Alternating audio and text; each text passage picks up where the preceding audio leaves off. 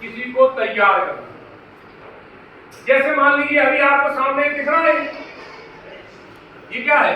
ये रचनात्मक। इसको एक नई डिजाइन में, एक नए रूप में डिजाइन देके, कलर बना के, कॉम्बिनेशन बना के, फूल बना के, पेड़ बना के, मतलब ये एक रचनात्मक है। यदि आप ये रचनात्मक कौशल भी रखते हैं तो भी आपके जीवन को एक महत्वपूर्ण दिशा प्रदान होती है, जिसको बोलते हैं हम पेंटिंग करना, चित्रकारी करना। आपको पता है एक चित्र अगर बन जाता है तो लाखों करोड़ों में बिकता है एक चित्र।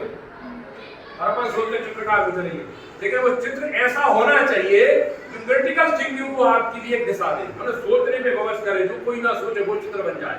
उसको बोलते हैं रचनात्मक। माने रचनात्मक गतिविधि जो है, जब चिंतन करते हैं तो रचते हैं जब हम, जिसको बोलते हैं आर्किटेक्चर, एक नया रूप देना, नई खोज करना, नई चीज को बिल्डिंग बनाना, नए विचारों को जन्म देते हुए किसी चीज को रचते हुए काम करना, दैट मीन्स रचनात्मक चिंतन। और लास्ट में आता है आपका अंतःवैयक्तिक चिंतन। अंतःवैयक्तिक चिंतन का मतलब है अंदर, हमारे खुद के अंदर जो विचार आ रहे हैं उसके बारे में चिंतन करना। यार मेरे अंदर एक विचार आया आत्महत्या करने का, आता है विचार, क्यों आत्महत्या का विचार आया, क्या कारण है? खुशी का विचार आया तो क्यों आया? सुख का विचार आया तो क्यों आया? कल मुझे दुखी का विचार आया तो क्यों आया? आज मैं सुबह उठा तो गरीब का विचार आया।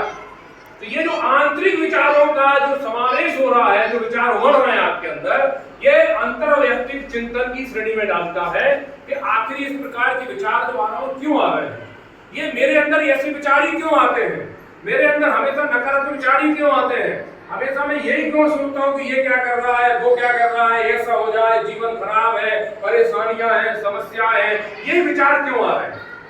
तो ये जो आंतरिक विचारों का जब हम चिंतन करते हैं कि यार ये मेरे अंदर जो विचार आए वो क्यों कारण से आ रहे हैं, इसका मतलब मेरा जो दोस्त है वो भी ऐसे ही सोचता है, उसके कारण ये विचार पैदा हो रहे हैं। या मेरे घर का जो माहौल है, लड़ाई झगड़ा वाद विवाद, उसके कारण मेरे विचार आ रहे हैं। या मेरी जो संगति है उसके कारण ये विचार आ रहे हैं।